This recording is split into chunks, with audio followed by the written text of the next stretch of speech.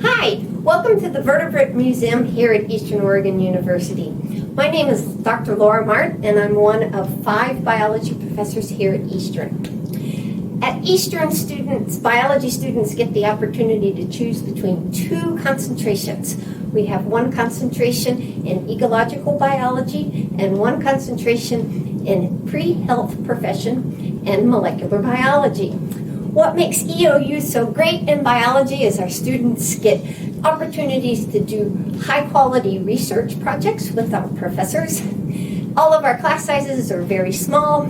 Students get hands-on learning experience in all of our lab exercises, and we get to go on field trips.